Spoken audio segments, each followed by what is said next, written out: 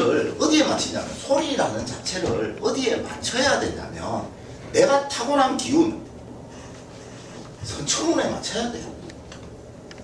그렇죠, 그죠? 그 다음에 3원은 성이 고정이 되어 있기 때문에 성과 이름 두 자를 천지 3원에다가 비유를 한 거예요. 성이 고정이 되어 있으니까 나머지 두 개를 성에다 맞추라는 뜻입니다. 그러니까 이 3원은 어디에 맞춰야 되냐면 각 성씨에다가 맞추는 겁니다. 그 다음에 술이라는 거는 물론 일본 이름 짓는 법이라고 우리하고는 아무런 의미가 없지만 관계가 없지만 그래도 해주면 좋겠죠. 그래서 술이라는 거는 이 세자의 한자의 획수의 조합이 좋게 만들어라는 뜻이에요. 왜 수리가 아무런 의미가 없는데 이런 의미가 있어요. 짝수 더하기 짝수는 짝수가 되는 거죠. 홀수 더하기 홀수는 짝수가 되잖아요. 그러니까 음과 양과 양이 되면 안 좋으니까 음양이 섞이면 좋다라는 그런 의미로 해가지고 써주는 거예요. 이거는 큰 의미는 없는 겁니다. 다음으로 자원이라는 거는 실제로 우리 전통의 이름 짓는 법입니다. 자원은. 그런데 이름의 개념을 보면 되는데요. 이 자원을 하기 전에 반드시 알아야 되는 게 이름의 개념이에요. 과연 지금 쓰는 이름과 조선시대에 쓰는 이름이 똑같은 이름이냐는 거예요. 그걸 판단하셔야 돼요. 무슨 말이냐면 조선시대에는 이름이라는 거를 사용하기 위해서 만든 게 아니고 기록하기 위해서. 어디에? 족보에. 족보에 기록하기 위해서 조선시대는 이름을 만들었어요. 그럼 불리는 이름은 뭐를 썼냐? 아명을 썼어요. 어린 시절에. 똘똘이, 뭐 돌순이, 뭐 이렇게 어린 시절에 아기 때는 아명을 썼어요. 다음으로 애가 이제 진사시험을 치죠. 그러고 나면 진사시험을 치면 진사시험은 합격률이 99%입니다. 거기 떨어졌다 그러면 그죠? 그 한문을 조금만 읽을 줄 알면 진사시험 무조건 붙게 돼 있어요. 아, 진사 많이 숨구나. 예, 왜냐면 양반이라 그러면 이 자를 줘야 되는데 자라는 거는 무슨 말이냐면요. 벼슬을 한 사람에게 부여하는 게 자예요. 불리해야 될 거 아닙니까, 그죠? 그래 진사시험에 합격을 하고 나면은 이 벼슬이 있는 거예요. 시험에 붙었으니까. 사람으로 인간으로 살 수 있는 자격이 있다 이 뜻이에요. 선비로 살 수 있는 글을 읽을 수 있는 자격이 있으니까 그때는 뭐를 주냐면 자라는 거를 줬어요. 우리 보면 어린 시절에 자는 뭐고 호는 뭐다 이런 말 나와요. 선배들 다 보면 어린 시절에 자를 줬다고. 그러고 나서 나중에 어른이 되고 나면 호를 줍니다. 호를 주는데 일반적으로 호를 주는 사람은 누구냐면 보통 스승이 만들어줘요. 제가 지금 배우는 분들한테 네 분한테 저번 달까지 호를 다 지어줄게요 라고 해놓고 약속을 못 지키고 있는데 그죠? 스승이 제자한테 주는 게 호예요. 그 다음에 또 있어요. 왕이 하사하는 게 있어요. 그거를 뭐라 해야 되냐면 시호라고 그래요. 이렇게 호를 줘요. 이거는 뭐냐면요. 불리는 이름입니다.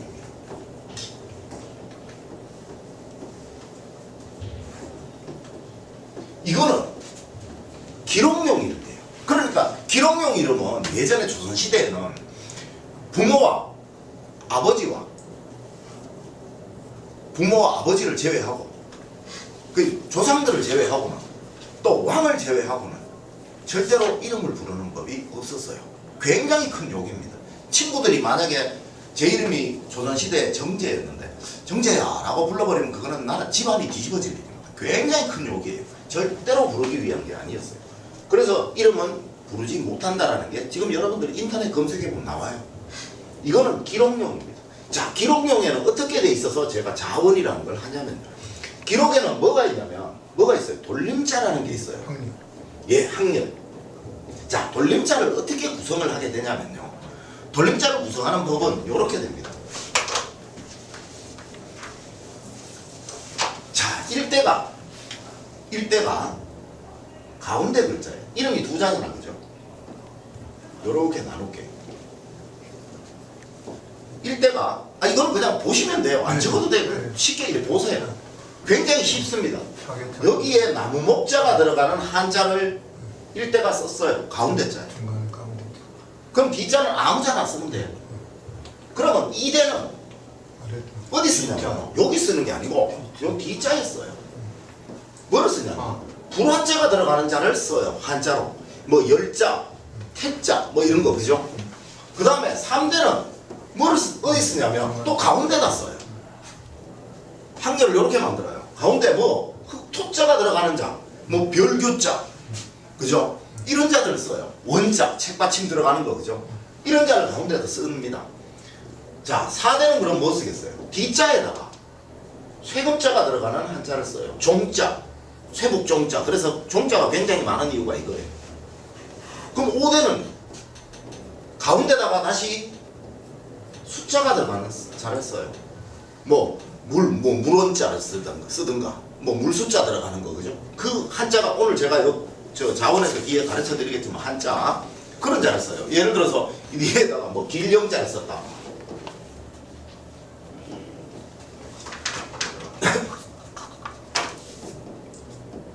자, 영자를 썼습니다. 몇 대입니까? 영수라고 썼어요. 영건이라고 썼다고 칩시다. 수 5대. 몇 대겠어요? 5대. 쉽지요? 가운데 영건이고 5대지 그죠? 가운데 그리고 얘를 딱 보면은 아 영자 썼구나. 니 물론 뭐 영자구나. 그럼 니는 무슨 파 5대다 이 뜻이에요. 그럼 6대는 뭐 쓰겠어요? 6대는 목을 쓰는데 이제는 어디 쓰냐면 여기 써요. D자에다가. D자에다 나무목자가 들어가는 자를 써요. 그러니까 1대하고 6대는 다르지 그죠? 이렇게 구분을 하는 거예요. 7대는 이제 가운데다 넣는 거예요. 가운데 이런 비었다 썼잖아 그죠? 뭐냐 불한자도. 그 다음에 8대는 흑토자가 들어가는 게 D자예요. 그 다음에 9대는 쇠금자가 들어가는 게 가운데자. 10대는 물숫자가 들어가는 게 D자. 이렇게 되는 거예요. 예를 들어서 한번 봅시다. 만약에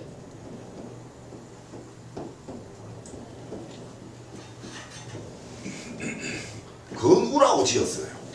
얘 이름이 건우입니다. 건우라고 했어요. 이거는 한자 모양으로 목이에요. 제가 미리 가르쳐 드릴게요. 이거는 금이에요. 이렇게 지었습니다. 요게 돌림자예요. 몇 대입니까? 목이 가운데 들어가니까요. 예, 1대예요. 이해가지 그죠? 만약에 요게 돌림자입니다.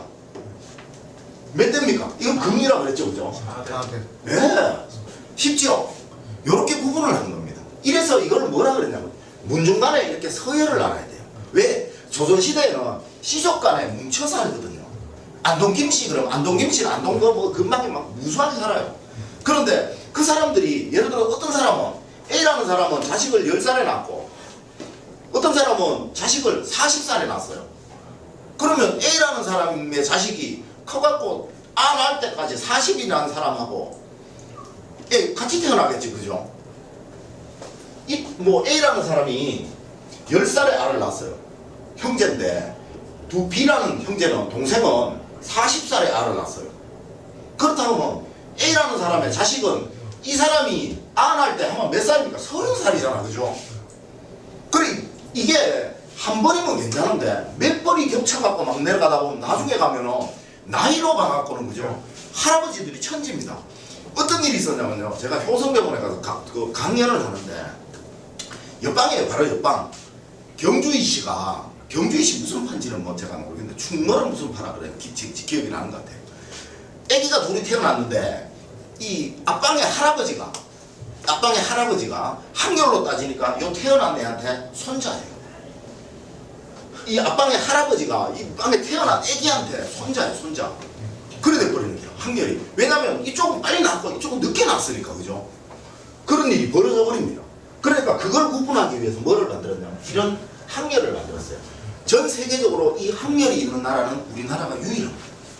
중국에도 없어요. 일본에는 더더욱 없죠. 일본에는 성씨를 지가 만들었으니까.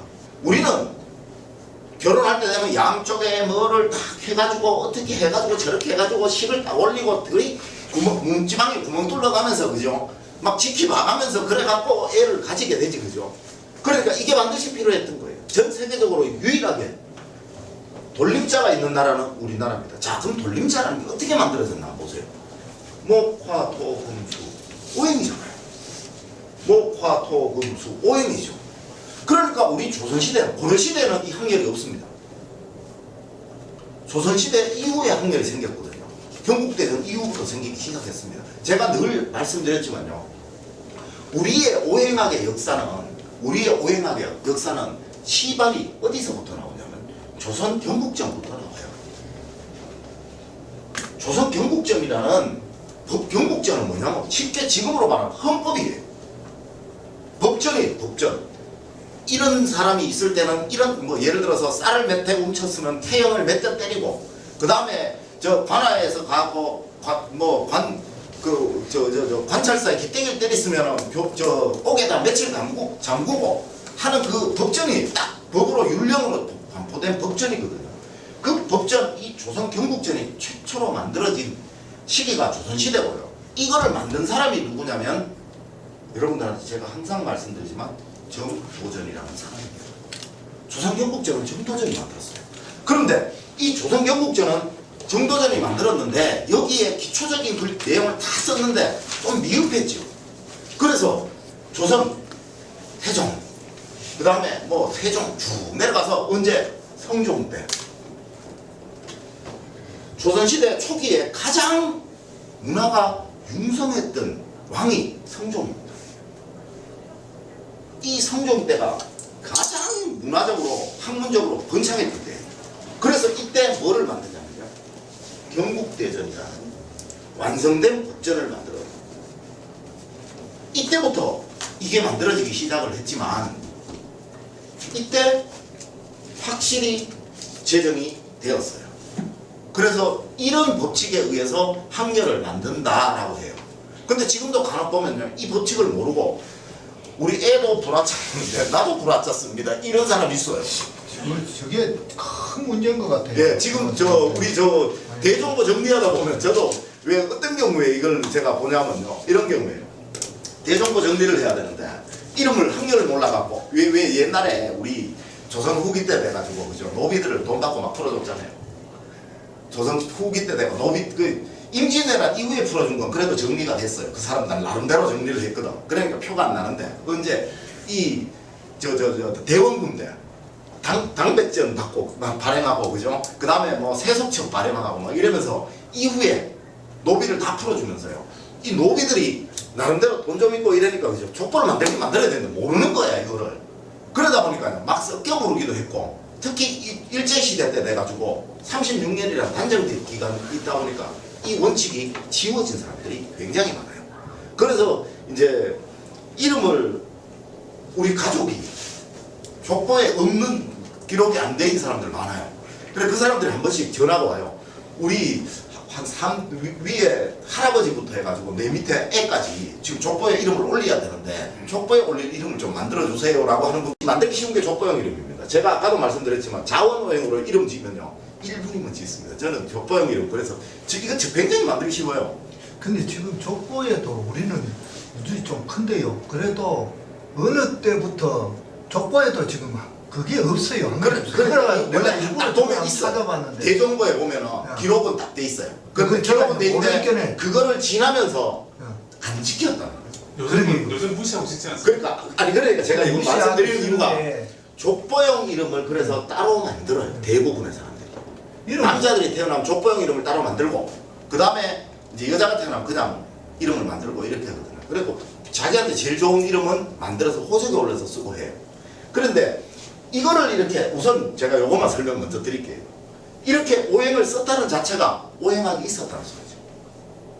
오행학이 있으니까 오행을 썼을 거 아닙니까? 그죠? 우리 목화토금수에 없었다 그러면, 조선시대에 이런 게 없었다 그러면 오행을 이렇게 쓰지 않았겠죠. 그렇다니까 무슨 말이냐면, 아까 제가 말씀드렸지만 이름 짓는 조선시대에는 장명법에 한자 모양을 만드는 자원오행법이 있었다는 뜻입니다. 자원오행으로 이름을 만들었으니까, 그죠? 족보형 이름을. 그러니까 제가 말씀드리는 게 자원오행이라는 거는 조선시대에 이름 짓는 방법이었던 것이 맞아요. 그런데 아까도 이제 질문을 하셨지만, 자, 이거는 기록용 이름이죠.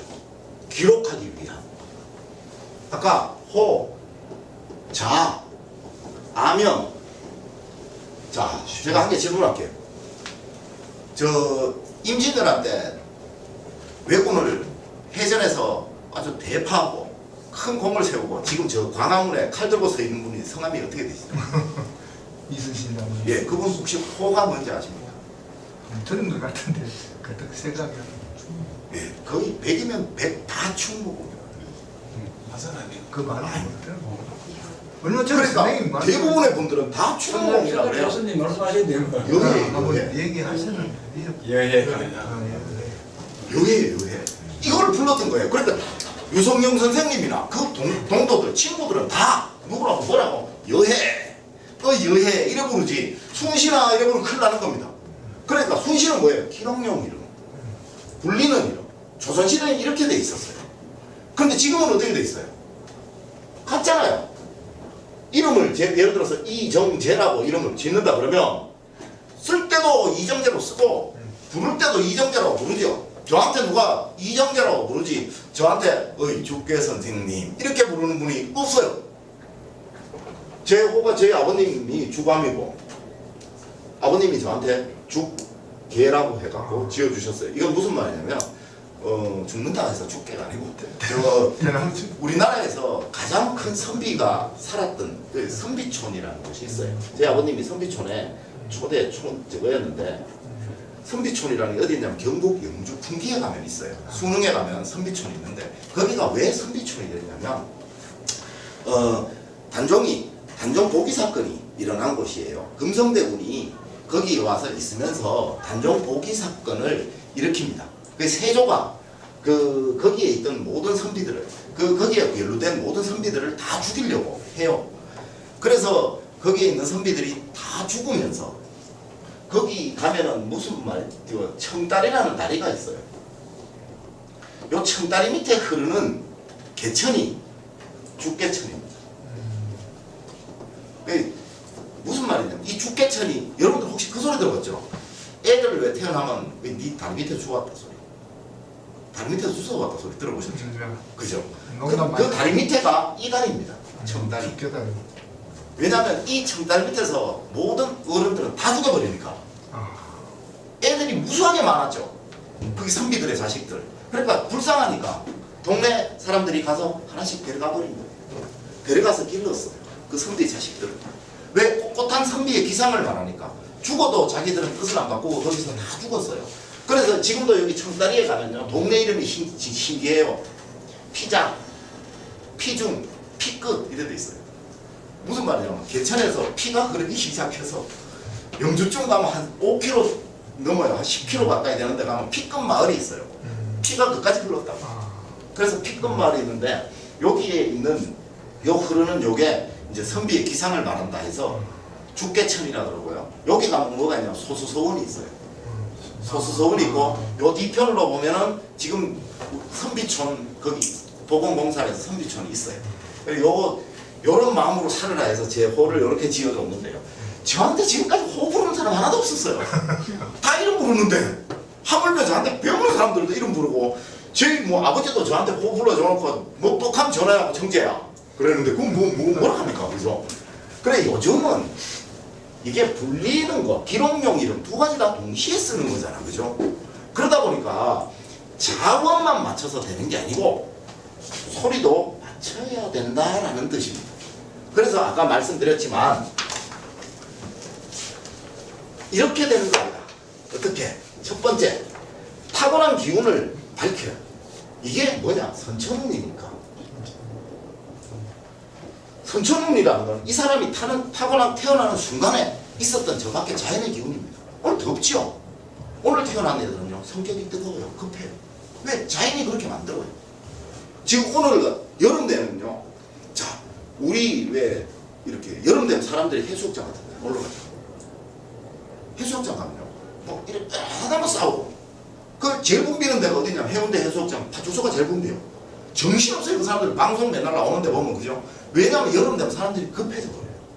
그래서 서로 이해를 줄 수 있는 이 문제 갖고도 맥살 잡고 미 흔들고 막 이러거든요. 그런데 겨울 되면 어떻게 되냐면 사람들이 차분해져요. 겨울 되면 파출소 가는 사람 잘 없어요. 잘못하면 끌어 죽어요. 추가. 파출소 가는 사람 싸움 나는 사람 잘 없어요. 그 다음 교통사고 등 나잖아. 그죠? 차에서 안 내린다니까. 죽은데 왜 내리? 창문 열고 보험회사 연락합시다. 이렇게 끝내잖아. 그죠? 여름 되면 안 그래요. 내리가고 니 잘했니 내 잘했니 미치고 땡기고 막 그래요. 그게 무슨 말이야? 자연의 기운이 사람의 성격을 그래 바꾼다는 거예요. 영향을 준다는 거예요. 더우니까 급해져 버리거든요. 애기들 역시 마찬가지. 애기들은 처음에 태어나면 우리가 보통 보면 대운을 할 때도 2, 4 적잖아. 그죠? 무슨 말이냐면요. 대운 수 있잖아요. 0년부터 태어난 때부터 두 살 되기 전까지는 자연의 기운을 그대로 가지고 있는 애기다 이 뜻이에요. 이때부터 운을 받아서 근본 성품이 드러난다 이 뜻이에요.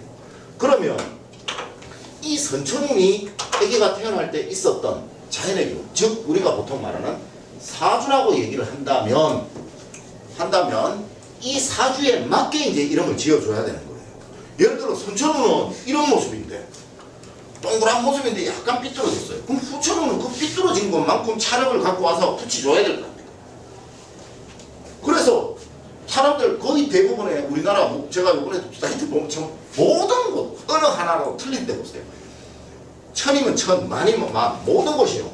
이름은 후천운 중에서 가장 중요한 것이니 다 이런 말 다 있어요. 후천운이라는 건 무슨 말입니까? 돈 많은 사람한테 돈은 필요 없을 거고, 그죠? 명예가 많은 사람한테 명예보다 돈이 더 중요하고 또 다른 사람들과 관계가 더 중요하고 그렇겠죠. 후천운은 여기에 맞게 지어줘야 되겠죠. 아까 말씀드렸듯이 얘한테 선천운에 목이 필요하다. 또 목하고 수가 필요하다. 그러면 후천운인 이름에서는 반드시 목하고 수로 모든 것을 지어줘야 되는 거예요. 그러면 소리오행이라는 자체는 뭘로 지어야 되겠어요? 목하고 수로 지어줘야 되잖아요. 지금 목하고 수로 이름을 만들어야지 선천운이 제일 좋다라고 하면서 소리는 금하고 토로 만들어버리면 그건 말이 안 되는 소리 아니에요. 소리 안 맞췄다 소리 아니에요. 그러니까 소리를 지을 때도 목하고 수로 짓고 자원을 쓸 때도 목하고 수로 지어줘야 된다 이 뜻이에요. 왜? 이게 후천운이니까. 또 이거와 이거는 다른 거니까. 그래서 이것도 이거로 짓고 이것도 이거로 짓고 3호는 선천운하고 관계없죠. 뭐하고 관계 있어요? 부모의 성하고 관계 있는 겁니다. 그러니까 부모 성이 김씨면 토하고 수를 써갖고 토금수 쓸 거고 만약에 조시면 목하고 화를 써서 수목화 이래 지을 거고요. 그렇게 3원을 부모의 성에 맞춰갖고 성씨에 맞춰갖고 3원을 구성을 합니다. 다음으로 수리는 이 성씨에 맞춰서 구성한 획수 중에서 획수의 의미가 다 좋도록 만들어주는 법이 장명법입니다. 소리는 쉬워요. 오늘 자원 할 거예요. 할 거니까 자원은 어떻게 만들어지는가를 의미를 한번 보도록 할게요. 자, 자원 오행이라는 거는 이런 내용입니다. 선생님 질문 하나 할까요? 예. 지금 굉장히 지금 제가 느끼고 있고 필요한 건데 저기 이제 학년을 저렇게 안 했습니까? 그죠? 네. 저렇게 해왔을 경우에 그 이름을 그러면 만약에 어떻게 한 자로 택합니까? 여러 자를 만들어주면 다른 타문 중에서는 선생님이 알고 계시는 그거는 계보는 어떤가요? 그 계승해가지고 예를 들어서 문 중에서 그죠? 야. 이름을 지을 때는 할아버지가 이름을 하사하는 겁니다. 하사할 때 두 개를 하사하진 않죠. 그러니까 할아버지가 가서 이 족보형 이름을 만들 때는 그 문 중에서 가장 뛰어난 학자한테 찾아가요. 제가 저번 시간에 말씀드렸죠. 장명료 책정하는 게 그래서 어떻게 책정하는지.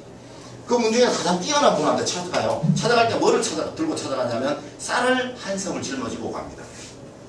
그래서 그분한테 부탁을 해요. 그러면 이름을 그분은 몇 개를 지어주겠죠. 그 중에서 할아버지가 보고 가장 마음에 드는 한 개를 하나를 봉투에 기재를 해요. 적어가지고 와요.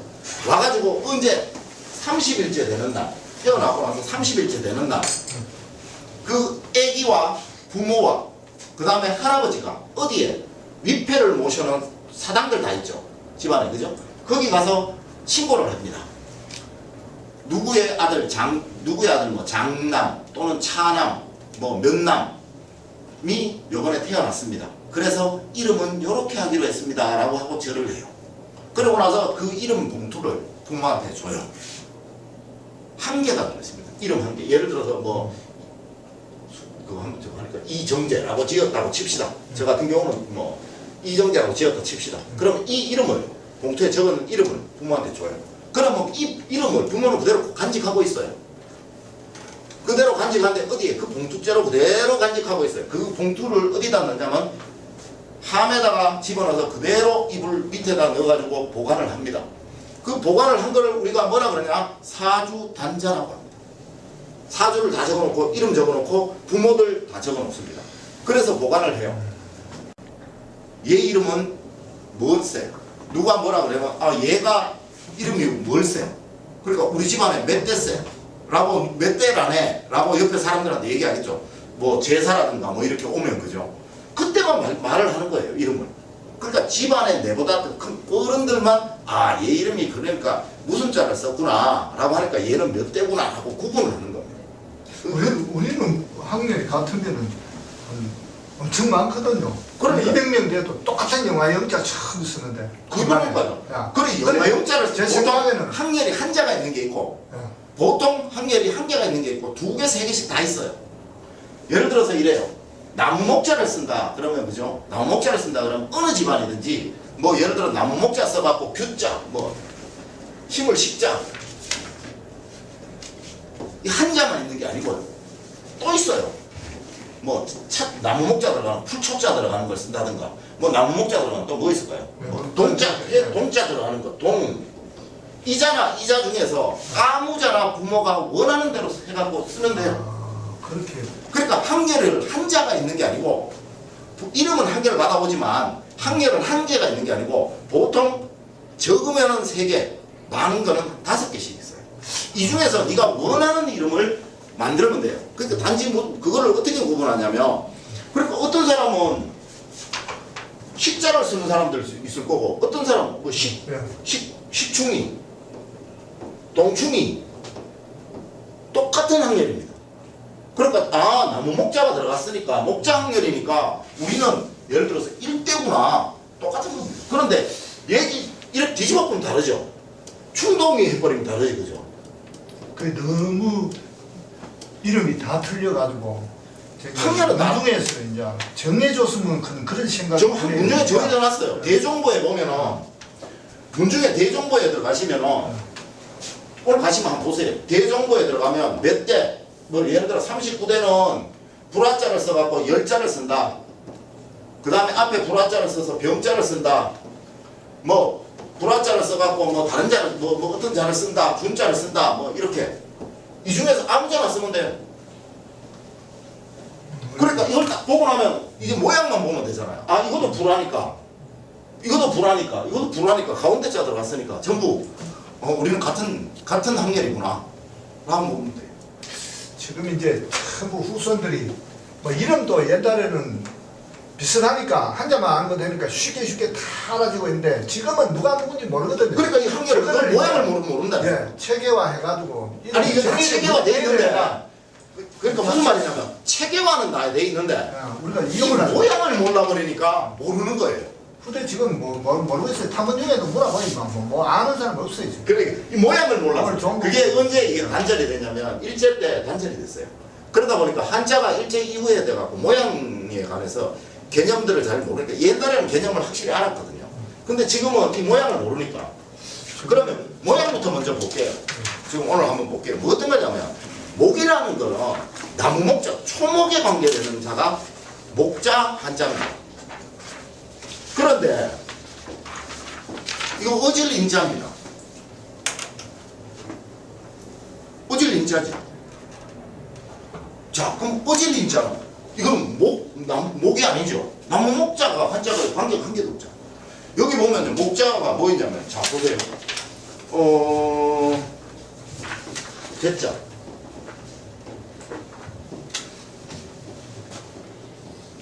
정자. 단정한 정자. 자, 이거 Z자고 정자예요. 나무 목자 들어갔죠? 이거 한번 보세요, 이거. 이거 보세요, 이거. 이거 나무 목자 들어갔죠? 예.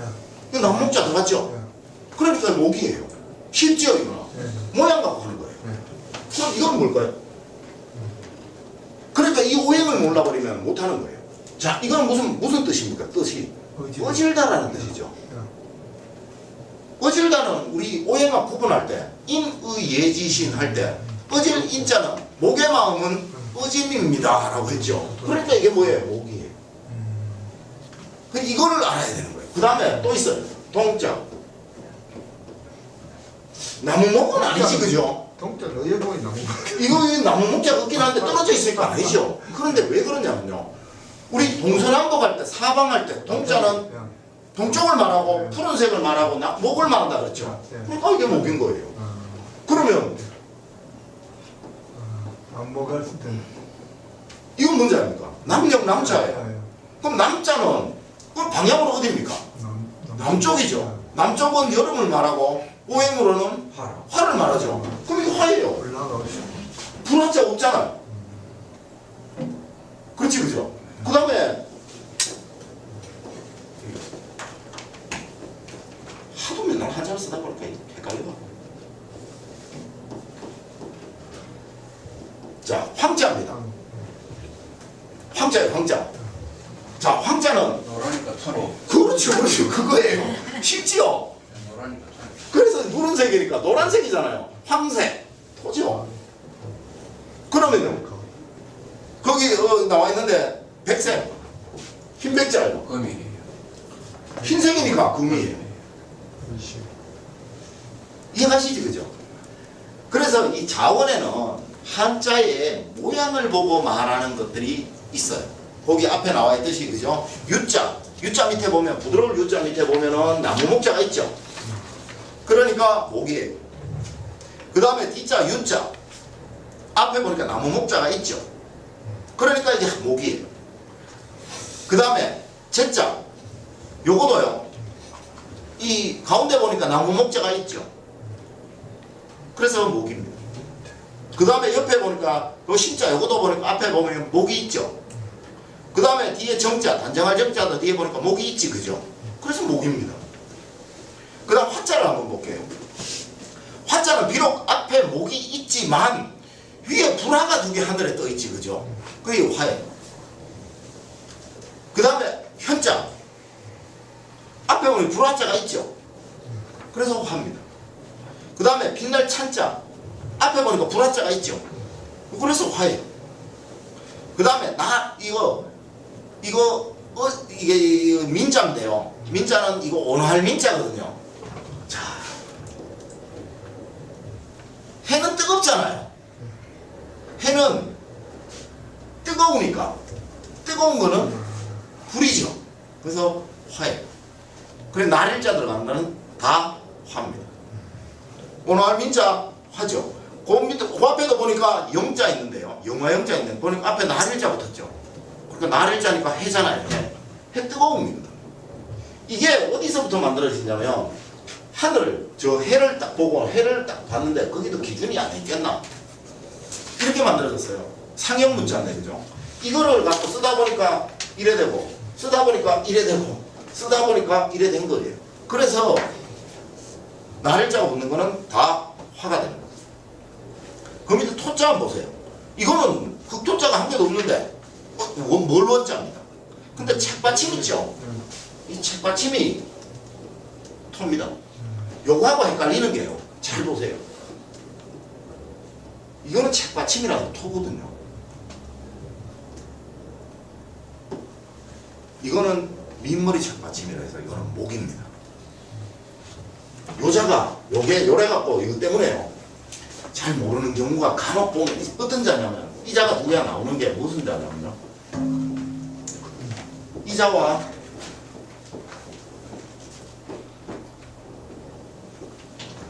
요자가 있어요. 둘 다 똑같은 건자입니다. 요거는 자원 오행으로는 요거 아까 내가 뭐라 그랬어요? 목이라고 그랬죠. 요거는 뭐겠어요? 책받침은 토라 그랬죠. 그죠? 토가 됩니다. 이런 경우들이 뭐가 있냐면 또 요거도 있어요. 입구자, 큰 입구자. 우리 보통 입구자를 나타내는 거 있잖아. 작은 거, 그죠? 뭐 이런 자들, 뭐 품자 이런 거, 그죠? 입구잖아요. 근데 이거는 나라 국자 큰 거잖아, 그죠? 두 개가 달라요. 요건 나중에 또 나오면 제가 말씀드릴게요. 그 다음에 토에 보면 거기 뭐 별규자 밑에 보면은 흑토자가 두 개 붙었죠, 그죠?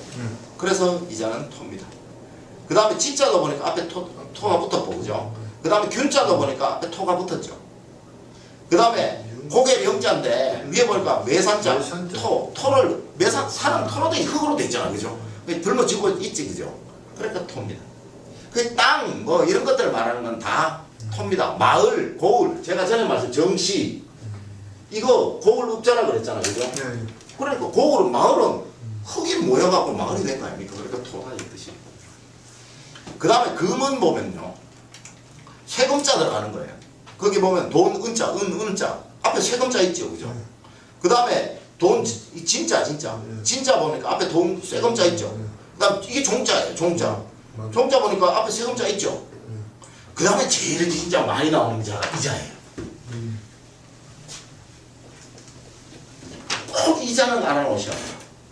굉장히 중요한 자입니다. 이거는 아마 이거는 옥돌민자입니다. 여기 이자가 제가 전에 말씀드렸지만 임금왕자가 아니고 후수를 옥자라고 그랬어요, 그죠? 그래서 세금 이게 금 오행으로 금입니다. 그런데요, 여자도 옥돌민자입니다.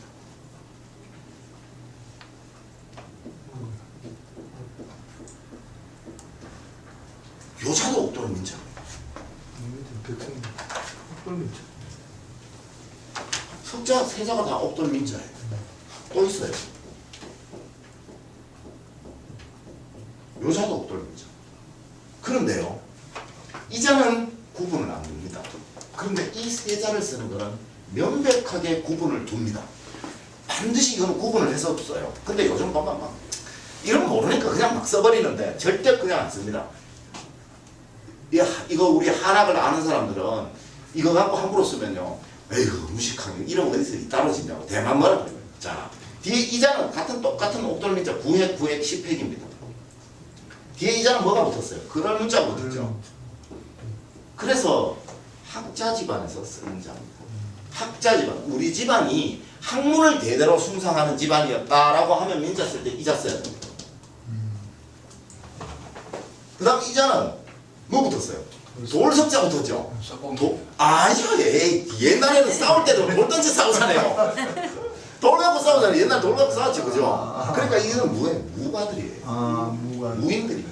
우리 집안에 대대로 석공이 아니고 무인들이 많았다라고 하면은 이자를 씁니다. 그 다음에 이자는 뭘 써? 뭐 뒤에 뭐 붙었어요? 백성민자를 붙었어요. 뭐겠습니까? 정치. 그렇죠. 우리 집안에는 학자나 무인보다 정치인들이 많았다 라고 하면은 이자를 씁니다. 이건 반드시 구분해 줘야 돼요. 그래서 옛날 어른들이 한자를 쓰면서도 이렇게 구분을 해갖고 썼어요. 이런 것들을 요즘 하나도 모른다는 거죠. 그래서 이런 건 아셔야 돼요. 아, 그런 문자 썼으니까 우리 집안에 예를 들어서 뭐 대대로 대제학이 많았고 뭐 뛰어난 문장가가 많았고 이랬다면 이자를 씁니다. 아, 그러면 이 집안에는 문장가들이 많았구나. 그 다음에 우리 집에 영의정이 많았고 영의정이 몇 대 영의정이었고 몇 대는 뭐였고 몇 대는 뭐였고 그런 게 이자 씁니다. 그 다음에 우리 집은 대대로 장사하는 집안이었고 남들한테 돈 많이 벌었고, 그죠? 상가 뭐 그런 게 많았고, 그 다음에 장수들이 많았고, 그러면 무인도 되지만 상인들, 돈 많은 사람들, 부자들이 많았다라고 하면 이자를 씁니다. 돌이라는 건 옛날에 돈을 말하는 거니까, 돈과 무를 말하는 거니까 이렇게 구분해서 씁니다. 자, 다음으로 그 밑에 보면 물숫자 있잖아, 그죠? 물숫자 앞에 보니까 요게 상수입니다. 그 다음에 한자 또 구분해야 돼. 마음심자니까 마음은 뜨겁잖아, 그죠? 그러니까 이게 화거든요. 요것도 화예요. 마음심자. 그 다음에 여기 보면 슬기로울 예자 있는데 예자도 보니까 앞에 있죠, 그죠? 그래 요게 슬기로울 예자도 보면은 3숫자가 붙어가지고 요런 자가 있고요. 그 다음에 3숫자가 안 붙어가지고 요렇게 된 자가 얘가 있어요. 요거는 3숫자가 붙었으니까 수겠죠, 그죠? 요거는 3숫자가 안 붙었잖아요, 그죠? 그러니까 화가 됩니다. 나중에 가면 또 할 겁니다. 그 다음에 못지자 있죠, 그죠? 앞에 3숫자 물숫자 붙었죠, 그죠? 그 다음에 이거는 깊을 찬자예요. 이것도 밝을 찬자라는 의미도 되는데요. 요거는 어떤 의미냐면 앞에 밝을 찬자는 불화자가 붙어있는 밝을 찬자고 뒤에는 물숫자가 밝아있는 맑을 찬자입니다. 두 개가 다릅니다. 저 앞에 보니까 똑같은 찬자인데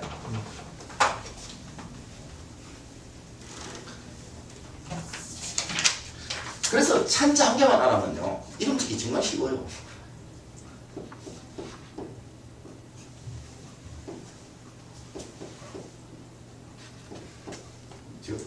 한자만 써가지고 앞에 3숫자부터 그 다음에 손숫자 붙습니다. 불화자 붙었죠. 똑같습니다. 요 앞에 불화자 붙었죠. 다 찬자입니다. 찬 노래 이름 아닙니다. 찬입니다.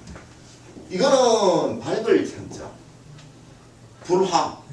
요거는 삼수는 맑을 찬자 수 자원. 요거는 헤아릴 찬자 앞에 여자 붙는 거 여기에 여자 집어넣으면 됩니다. 요거 대신 여자 붙는 거 요거 대신 여자 붙는 거 귀찮아요. 여자 붙는 거는 목입니다. 목. 그러니까 보세요. 이름 짓기 정말 쉽죠? 막 차누라고 지은다 그죠? 정말 쉬워요. 예를 들어서 얘한테 차누라고 지어놓고 그죠? 아 얘 수가 부족하구나 이자 쓰면 돼요. 아 얘한테 목을 집어넣겠다고 이자 쓰면 돼요. 화를 넣어야 되겠다고 이자 쓰면 돼요. 얼마나 쉬워요. 그런 이름을 이렇게 지으면 안 된다는 거예요. 소리를 맞춰놓고 찬자를 쓸 수 있으면 써야 돼요. 자, 그 다음 뭐 의미로 또 분류하는 법이 있는데 의미로 분류하는 거는 보면은 동력동자는 우리 동쪽이니까 그죠? 그리고 푸른 청자는 푸른색이잖아요, 그죠? 푸른색은 동쪽이면서 푸른색은 다 목이죠. 그 다음에 인자는 이거 우리 할 때 저 가불병정 무기경신 인계할 때 인 목이죠. 그럼 갑은 뭐겠어요? 간목. 왜 목이에요, 목. 그 다음에 을목, 을은 뭐겠습니까? 목이에요, 목. 갑을 할 때 그죠? 묘인 다 목이겠죠, 그죠? 그 다음에 대죽 대나무니까 나무니까 목이겠죠, 그죠? 그 다음에 화는 한번 보세요. 남쪽은 화죠. 그 다음에 적색, 붉은색, 그러니까 붉을 적자니까 화죠, 그죠? 그 다음에 병, 정, 다 화잖아, 그죠? 그 다음에 경경할 경자, 공경하다라는 거는 어떤 말이냐면 마음으로 따뜻하게 이해를 다한다 이런 뜻이기 때문에 화를 말합니다. 그 다음에 가운데 중자는 중심은 우리 오행에서 토였잖아요. 그 다음에 누를 황자도 토였잖아요. 그 다음에 무기, 무죠? 그 다음에 밭전자는 밭은 흙이잖아요. 그러니까 토고. 그 다음에 서쪽, 그 다음에 흰색 금이고 그죠? 경신 다 금이죠. 그 다음 구슬옥자 구슬이니까 단단하니까 이거 금이. 그 다음에 북쪽 흑색 수고 그죠? 그 다음에 자수 임수 뭐 다 이거 수겠죠 그죠? 개도 술 거고요. 그 다음 앞에 깊다 마음이 깊다라는 뜻이거든. 수라는 자체는 심 앞에 삼수가 붙어서도 되지만 마음이 깊은 거예요. 깊다라는 의미는 깊은 거는 흙이 안 깊죠. 나무가 안 깊잖아, 그죠? 뭐가 물이 깊잖아요. 그러니까 이게 뭐 깊다, 뭐 이런 거 다. 그럼 높다는 뭐겠어요? 아니 그러니까 높다는 오행으로 뭐겠어요? 예? 토잖아요. 나무가 높지 않잖아요. 산이 높잖아, 그죠? 그래서 토가 되는 거 식당이 아니에요. 그 다음에 순자는 앞에 삼수가 붙어서 말하는 거예요. 요렇게 오행을 한자를 나중에 이제 표시하면 되고요. 이제 자원은 요것들은 요런 뜻 빼고는 나머지는 다 한자 모양이 앞에 돼 있어요. 그러니까 쉬우니까 그렇게 보시면 되고 다음 시간에는 요 자원 오행에 관해서 설명을 좀 드리고 그다음 이름을 한번 더 직접 여기에 맞게 한번 지어보도록 합시다. 자, 좀 쉬었다가 할게요.